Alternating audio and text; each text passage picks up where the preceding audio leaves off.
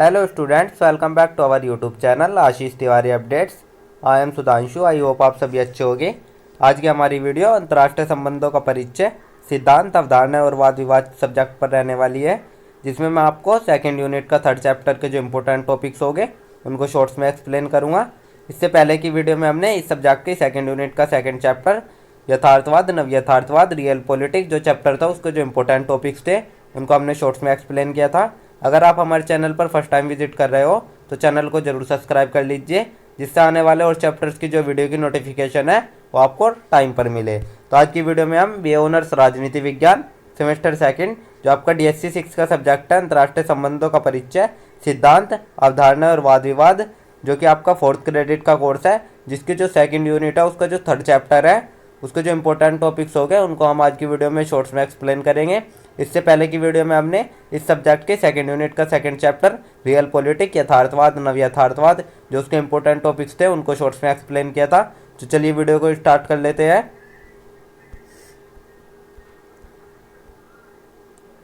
तो आज की जो आपकी यूनिट रहने वाली है वो आपकी सेकंड यूनिट रहने वाली है, अंतर्राष्ट्रीय संबंध के सिद्धांत, जिसमें आपका थर्ड चैप्टर है उदारवाद, नव उदारवाद। इस चैप्टर में हम उदारवाद और नव उदारवाद के बारे में पढ़ेंगे। तो सबसे पहले हम एक छोटा सा परिचय देख लेते हैं। परिचय में हम देखते हैं यह शब्द आधुनिकता, वृद्धि और प्रगति के साथ सामान्यतः संबंधित है।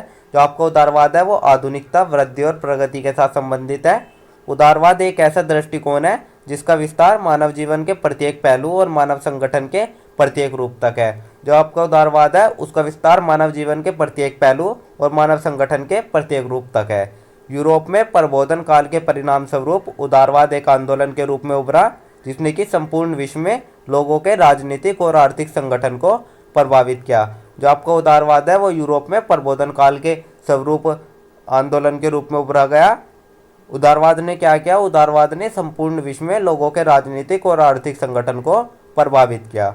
उदारवाद समाज, राजनीति और अर्थव्यवस्था पर एक दृढ़ सिद्धांत प्रदान करता है। जो आपका उदारवाद है वो समाज, राजनीति और अर्थव्यवस्था पर एक दृढ़ सिद्धांत प्रदान करता है। वैश्वीकरण, बहुसंस्कृतिवाद, अंतर्राष्ट्रीय संगठनों के विकास, बहुराष्ट्रीय और राष्ट्रीय निगमों और वैश्विक अर्थव्यवस्था के कारण उदारवाद का महत्व काफ़ी बढ़ा है। जो आपका वैश्वीकरण होता है, बहुसंस्कृतिवाद है, अंतर्राष्ट्रीय संगठनों के विकास है, बहुराष्ट्र और राष्ट्रीय निगमों और जो अर्थव्यवस्था है उनके कारण जो उदारवाद है उसका महत्व काफ़ी हद तक बढ़ा है। उदारवाद एक राजनीतिक और आर्थिक दर्शन है जो कि व्यक्तिगत स्वतंत्रता के विचार पर आधारित है। जो आपका उदारवाद है वो राजनीतिक और आर्थिक दर्शन है और जो उदारवाद है वो व्यक्तिगत स्वतंत्रता के विचार पर आधारित है।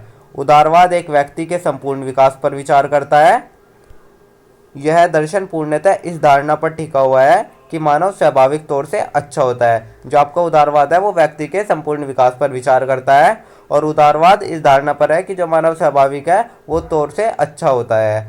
यह मानता है कि सभी हितों के संबंध में व्यक्तियों में सहयोग करने की क्षमता होती है। जो आपको उदारवाद है वो कहता है कि सभी के हितों के संबंध में जो व्यक्ति होते हैं उनमें सहयोग करने की क्षमता होती है।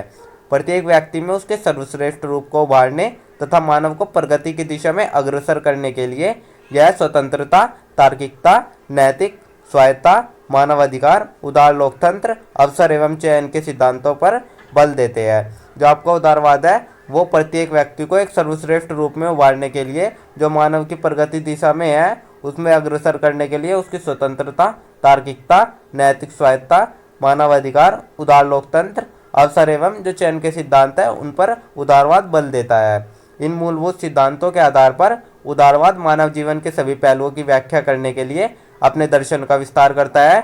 जो आपके मूलभूत सिद्धांत है इनके आधार पर ही जो उदारवाद है वो मानव जीवन के सभी पहलुओं की व्याख्या करने के लिए अपने दर्शन का विस्तार करता है, भले ही वह आर्थिक और राजनीतिक प्रकृति का हो।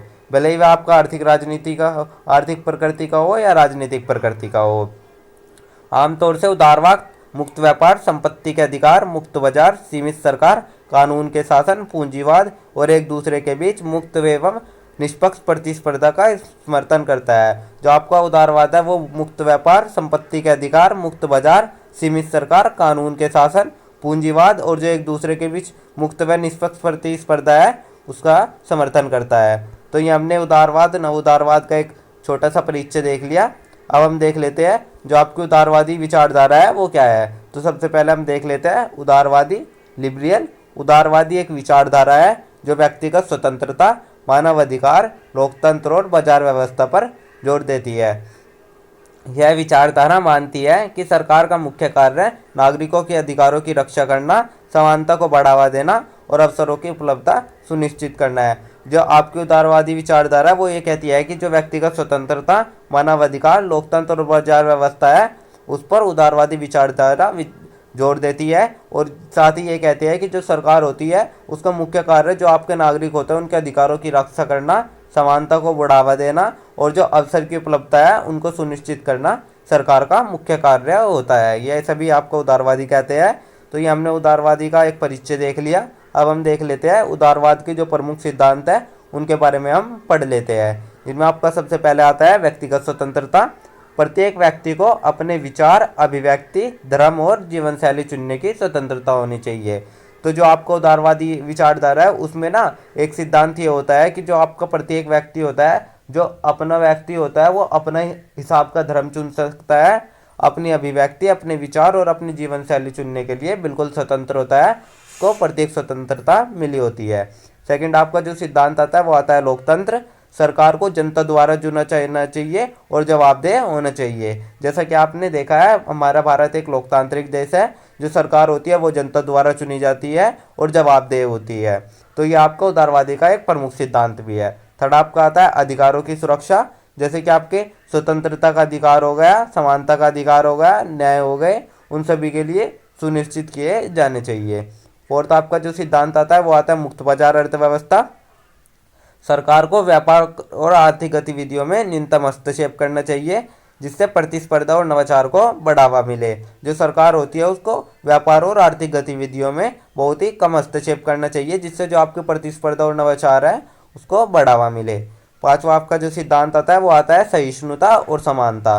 समाज में सभी विचारों और समूहों का सम्मान होना चाहिए और किसी के साथ भेदभाव नहीं किया जाता। जो आपको उदारवाद की विचारधारा है वो ये कहती है कि जो समाज में सभी विचार होते हैं या समूह होते हैं उनके साथ समान व्यवहार होना चाहिए, उनके साथ किसी भी प्रकार का भेदभाव नहीं होना चाहिए। तो ये हमने उदारवाद के कुछ प्रमुख सिद्धांत देख लिए। अब हम देख लेते हैं उदारवाद का उद्भव कैसे हुआ। तो इसमें हम देखते हैं उदारवाद का विकास 17वीं और 18वीं शताब्दी में यूरोप में हुआ, जब समानता व्यवस्था और निरंकुश राजशाही के खिलाफ बौद्धिक आंदोलन शुरू था। जब आपका 17वीं और 18वीं शताब्दी में यूरोप में एक आंदोलन, बौद्धिक आंदोलन शुरू था जिसमें आपका समानता व्यवस्था और निरंकुश राजशाही के खिलाफ वो आंदोलन किया जा रहा था। उस आंदोलन के तहत ही जो आपका उदारवाद की विचारधारा है उसका विकास हुआ। तो इसकी हम सबसे पहले कुछ प्रारंभिक जड़ें देख लेते हैं, जबकि आपकी 17वीं शताब्दी में आती है, जिसमें आपके सबसे पहले आते हैं थॉमस होब्स 1588 से 1669।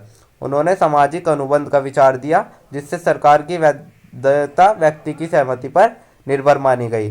जो आपके थॉमस होब्स जी है उन्होंने जो आपका सोशल कॉन्ट्रैक्ट का विचार होता है, सामाजिक अनुबंध का विचार है, वो आपके थॉमस होब्स जी ने ही दिया था, जिससे जो आपकी सरकार की वैधता होती है वो व्यक्ति की सहमति पर निर्भर मानी जाती है। तो जैसे कि आप देख सकते हैं ये आपके थॉमस होब्स जी है और ये आपके जॉन लॉक जी है। तो इसमें हम देख लेते हैं सेकंड आपके आते हैं जॉन लॉक जी। आधुनिक उदारवाद के जनक माने जाते हैं। उन्होंने प्राकृतिक अधिकार, जीवन, स्वतंत्रता और संपत्ति की अवधारणा दी। जो आपके प्राकृतिक अधिकार होते हैं जैसे कि आपके जीवन का अधिकार, स्वतंत्रता का अधिकार और संपत्ति का अधिकार, उनकी जो अवधारणा दी वो जॉन लॉक जी ने दी और वे आधुनिक उदारवाद के जनक माने जाते हैं। तो ये तो हमने कुछ प्रारंभिक जड़ें देख ली। अब हम देख लेते हैं रोशनी युग, जो कि आपका 18वीं शताब्दी में चला। आपका जो रोशनी युग था यह दौर फ्रांसीसी क्रांति 1789 और अमेरिकी स्वतंत्रता संग्राम 1776 से प्रेरित था। जो आपका रोशनी युग था ये फ्रांसीसी क्रांति और अमेरिकी स्वतंत्रता संग्राम से प्रेरित था। दूसरे आपके आता है जॉन स्टुअर्ट मिल 1806 से 1873। उन्होंने व्यक्तिगत स्वतंत्रता और लोकतांत्रिक अधिकारों पर जोर दिया। जो आपके जॉन स्टुअर्ट मिल थे उन्होंने व्यक्तिगत स्वतंत्रता और जो आपके लोकतांत्रिक अधिकार होते हैं उन पर जोर दिया। थर्ड आपका आता है एड स्मिथ जी, जो 1723 से 1790 तक जिए।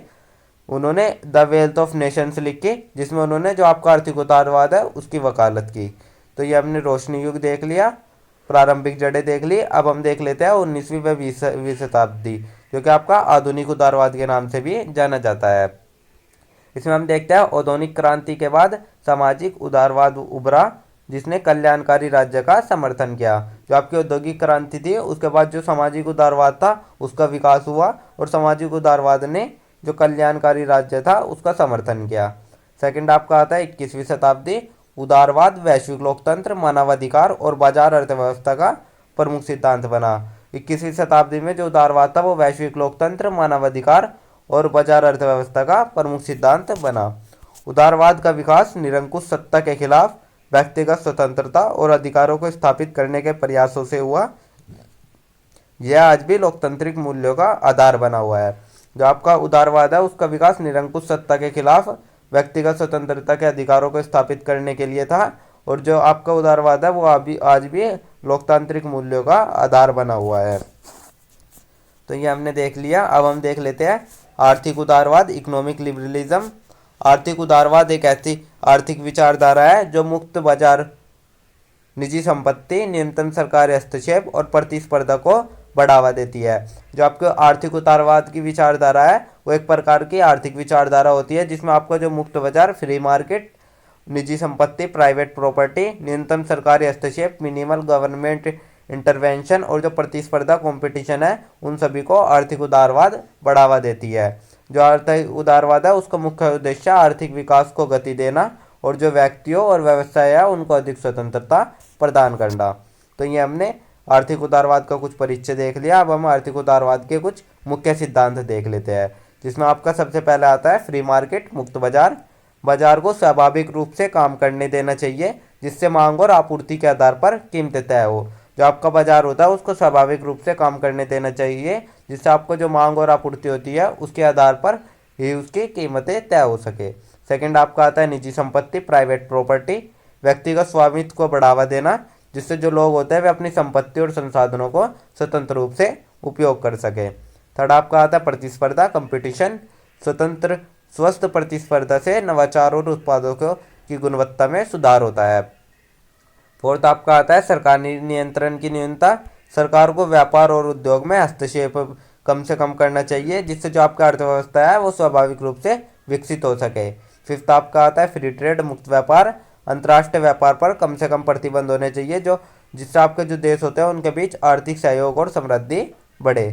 तो ये हमने कुछ मुख्य सिद्धांत देख लिए आर्थिक उदारवाद की। अब हम प्रमुख अर्थशास्त्री देख लेते हैं, जिसमें आपके सबसे पहले आते हैं एडी स्मिथ जी, जिन्होंने द वेल्थ ऑफ नेशन 1776 पुस्तक लिखी थी और उसमें अदृश्य हाथ का जो सिद्धांत था उसको बताया जिससे कि आपको जो बाजार है वो संतुलित रहता है। सेकंड आपके जो अर्थशास्त्री आते हैं वे आते हैं डेविड रिकॉर्डो जी। उन्होंने मुक्त व्यापार का समर्थन किया और जो तुलनात्मक लाभ था उसका सिद्धांत दिया। थर्ड आपके आते हैं मिल्टन फ्रीडमैन जी। उन्होंने सरकारी नियंत्रण को कम करने और जो मुक्त बाजार को है उसको बढ़ावा देने की वकालत की।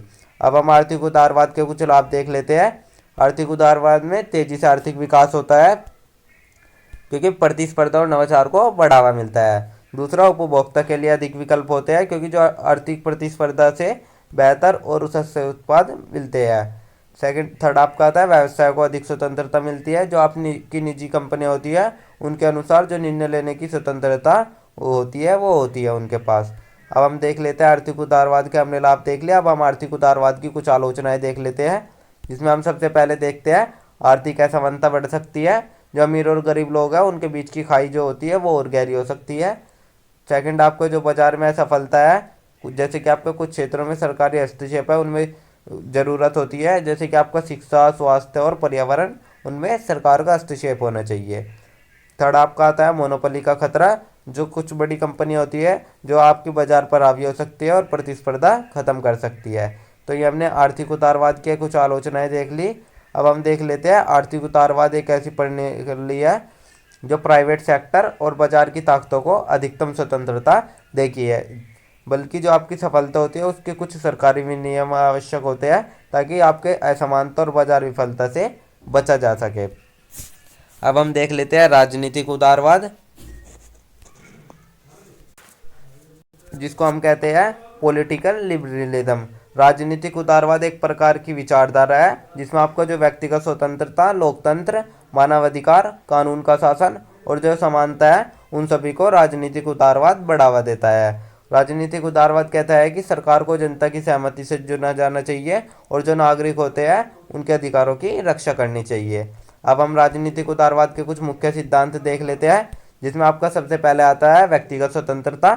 हर व्यक्ति को अभिव्यक्ति, धर्म और जीवन शैली चुनने का अधिकार होना चाहिए। सेकंड आपका लोकतंत्र, सरकार को जनता द्वारा चुना जाना चाहिए और वह जवाबदेही होनी चाहिए। थर्ड आपका कानून का शासन, सभी नागरिकों को कानून के सामने समान माना जाना चाहिए। फोर्थ आपका सहिष्णुता, अलग अलग विचारों, धर्मों और संस्कृतियों का सम्मान किया जाना चाहिए। फिफ्थ आपका आता है राजनीतिक भागीदारी, प्रत्येक व्यक्ति को राजनीति में भाग लेने और वोट देने का अधिकार होना चाहिए। तो ये आपका राजनीतिक उदारवाद के कुछ मुख्य सिद्धांत है।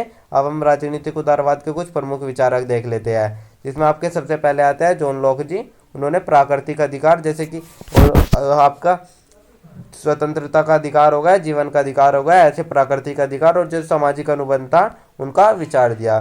सेकंड आपके आता है जॉन स्टुअर्ट मिल जी। उन्होंने व्यक्तिगत स्वतंत्रता और लोकतंत्र पर जोर दिया। थर्ड आपके आते हैं इमैनुएल कांट, जिन्होंने मानव गरिमा और नैतिकता के सिद्धांत दिए। अब हम देख लेते हैं इनके लाभ क्या है। इससे व्यक्तिगत स्वतंत्रता की रक्षा होती है और लोकतांत्रिक व्यवस्था भी मजबूत होती है और जो समानता और न्याय है उसको बढ़ावा मिलता है। अब हम इनके कुछ आलोचनाएं देख लेते हैं, जिसमें कभी कभी सरकार कमजोर हो सकती है क्योंकि जो हर निर्णय है उसमें जनता की सहमति लेनी पड़ती है। सेकंड आपका व्यक्तिगत स्वतंत्रता के कारण सामाजिक और सांस्कृतिक परंपराओं पर असर पड़ सकता है। थर्ड आपका राजनीतिक उदारवाद लोकतंत्र, स्वतंत्रता और मानव अधिकारों को प्राथमिकता देता है, जिससे कि आपका जो आधुनिक लोकतांत्रिक व्यवस्था है उसको आधार माना जाता है। तो ये हमने कुछ आलोचनाएं देख ली। अब हम देख लेते हैं ओल्ड उदारवाद और न्यू उदारवाद, जो कि आपका पुराना और नया उदारवाद है। तो सबसे पहले हम पुराना उदारवाद देख लेते हैं, क्लासिकल लिबरलिज्म, जिसका समय आप देख सकते हैं वो 17वीं से 19वीं शताब्दी तक चला, जिसके मुख्य विचार व्यक्तिगत स्वतंत्रता, न्यूनतम सरकार और मुक्त बाजार थे। तो अब हम इसके कुछ मुख्य सिद्धांत देख लेते हैं, जिसमें आपका सबसे पहला आता है व्यक्तिगत स्वतंत्रता। सरकार की लोगों की निजी स्वतंत्रता में हस्तक्षेप नहीं करना चाहिए। सेकंड मुक्त बाजार, फ्री मार्केट, अर्थव्यवस्था को सरकार के हस्तक्षेप के बिना काम करना चाहिए। थर्ड आपका निजी संपत्ति। थर्ड आपका आता है निजी संपत्ति, हर व्यक्ति को अपनी संपत्ति पर पूर्ण अधिकार होना चाहिए। फोर्थ आपका कमजोर सरकार, जो सरकार का मुख्य कार्य होता है वो कानून व्यवस्था बनाए रखना और भारी खतरों से बचाव करना होता है। अब हम इनके कुछ प्रमुख विचारक देख लेते हैं, जिसमें आपके आते हैं सबसे पहले एडी स्मिथ जी। उन्होंने अदृश्यवाद का सिद्धांत दिया, जो आपके बाजार है उसको स्वयं संतुलित करने की बात करता है। सेकंड आपके आता है जॉन लॉक जी। उन्होंने प्राकृतिक अधिकार जैसे कि जीवन, स्वतंत्रता और संपत्ति के अधिकार का समर्थन किया। थर्ड आपका डेविड रिकॉर्डो जी। उन्होंने मुक्त व्यापार की वकालत करी। अब हम इनकी कुछ आलोचनाएं देख लेते हैं। जो गरीब और अमीर होते हैं उनके बीच असमानता बढ़ी है, इससे बेरोजगारी और आर्थिक संकटों से निपटने में असमर्थ रहा है। शिक्षा, स्वास्थ्य और सामाजिक सुरक्षा जैसी बुनियादी सुविधाओं को अनदेखा कर दिया गया। अब हम देख लेते हैं नव उदारवाद। इसका जो नया उदारवाद का समय था वो 19वीं शताब्दी के अंत से 20वीं शताब्दी तक चला। इसके जो मुख्य विचार थे वे सामाजिक न्याय, कल्याणकारी राज्य और सरकारी हस्तक्षेप की आवश्यकता, ये इसके मुख्य विचार थे। इसके हम कुछ मुख्य सिद्धांत देख लेते हैं, जिसमें आपके सबसे पहले आते हैं सकारात्मक स्वतंत्रता। सरकार को ऐसी नीतियाँ बनानी चाहिए जो सभी के लिए समान अवसर दे। दूसरा कल्याणकारी राज्य, गरीबों और ज़रूरतमंदों की मदद के लिए सरकार को कदम उठाने चाहिए। थर्ड आपका न्याय और समानता, सभी नागरिकों को शिक्षा, स्वास्थ्य और रोजगार के समान अवसर मिलने चाहिए। फोर्थ आपका नियंत्रित बाजार, सरकार को आर्थिक संगठनों से बचने के लिए कुछ नियंत्रण रखना चाहिए। अब हम इनके भी कुछ प्रमुख विचारक देख लेते हैं, जिसमें आपके सबसे पहले आता है जॉन स्टुअर्ट मिल जी। उन्होंने व्यक्तिगत स्वतंत्रता और सामाजिक न्याय का समर्थन किया। दूसरे आपके जॉन मेनार्ड किन्स, उन्होंने सरकार के आर्थिक हस्तक्षेप की ज़रूरत है उसको बताया, ताकि जो आपकी मंदी और बेरोजगारी है उसको कम किया जा सके। अब हम इनकी भी कुछ आलोचनाएं देख लेते हैं, जिनमें सबसे पहला आता है सरकारी हस्तक्षेप बढ़ने से नौकरशाही बढ़ सकती है। दूसरा अधिक टैक्स और सरकारी योजनाएं निजी क्षेत्र के विकास को धीमा कर सकती है। अब हम इनके कुछ मुख्य अंतर देख लेते हैं नए उदारवाद और पुराने उदारवाद के, जिसमें जो पुराना उदारवाद है वो व्यक्तिगत स्वतंत्रता और मुक्त बाजार पर केंद्रित था, और जो नया उदारवाद है वो आर्थिक समानता को कम करने के लिए सरकार की भूमिका को स्वीकार करता है। आज अधिकांश लोकतांत्रिक देश नए उदारवाद को अपनाते हैं, जहां आपका व्यक्तिगत स्वतंत्रता और सरकार कल्याणकारी योजनाओं का संतुलन बनाए रखता है। तो ये हमने इनके कुछ मुख्य अंतर देख लिए। अब हम देख लेते हैं उदारवाद और अंतर्राष्ट्रीय संबंधों के बीच क्या संबंध है। उदारवाद और अंतर्राष्ट्रीय संबंध आपसी सहयोग, शांति और वैश्विक संस्थानों की भूमिका को महत्व देता है। और जो आपका उदारवाद है वो कहता है कि देश केवल शक्ति के आधार पर नहीं है बल्कि कूटनीति, व्यापार और संसाधनों के माध्यम से भी संबंध बनाए रखता है। अब हम इनके कुछ मुख्य संबंध देख लेते हैं, जिनमें आपका सबसे पहला आता है शांति और सहयोग। उदारवाद मानता है कि जो अंतर्राष्ट्रीय संबंध है उसमें सहयोग और संवाद का संघर्ष को रोका जा सकता है।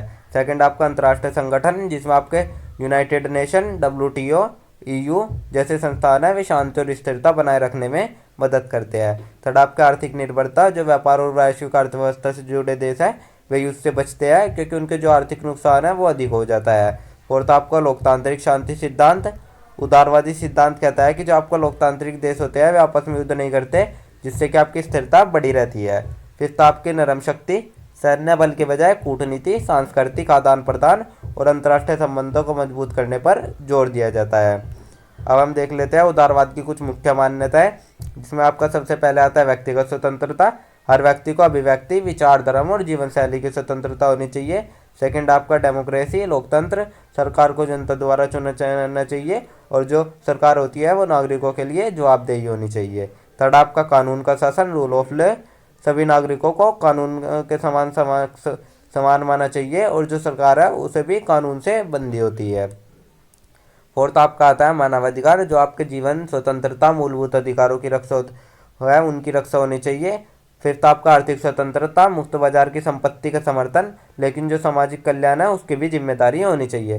सिक्स्थ आपका सहिष्णुता और समानता, जिसमें जाति, धर्म, लिंग आदि के आधार पर भेदभाव नहीं होना चाहिए। सेवंथ आपका न्याय और कल्याणकारी राज्य, सरकार को सामाजिक न्याय और कमजोर वर्गों की मदद करनी चाहिए। एट आपका अंतर्राष्ट्रीय सहयोग, जिसमें शांति, व्यापार और कूटनीति के माध्यम से जो देशों के बीच संबंध है उनको बढ़ावा देना चाहिए।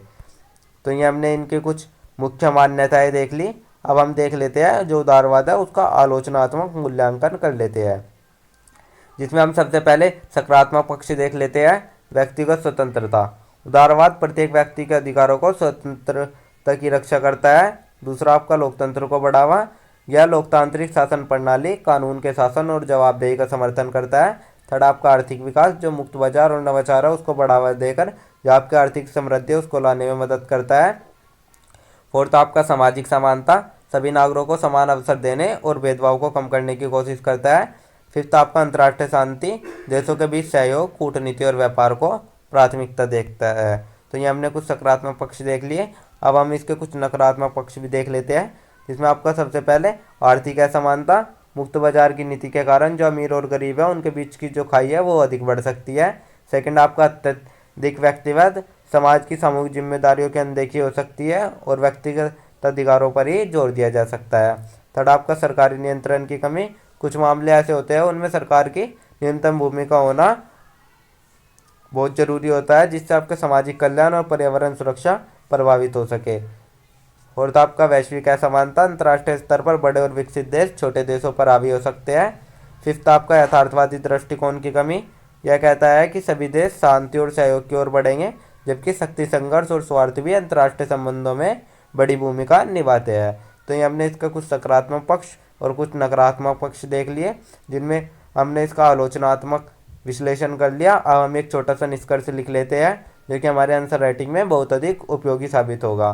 निष्कर्ष में हम देख लेते हैं उदारवाद एक ऐसी विचारधारा है जो आपको व्यक्तिगत स्वतंत्रता, लोकतंत्र, कानून का शासन, मानवाधिकार, मुक्त बाजार और सामाजिक न्याय को प्राथमिकता देता है। उदारवाद कहता है कि सरकार की भूमिका सीमित होनी चाहिए, लेकिन जो आवश्यक क्षेत्र है जैसे कि शिक्षा, स्वास्थ्य और सामाजिक सुरक्षा उनमें हस्तक्षेप करना जरूरी है।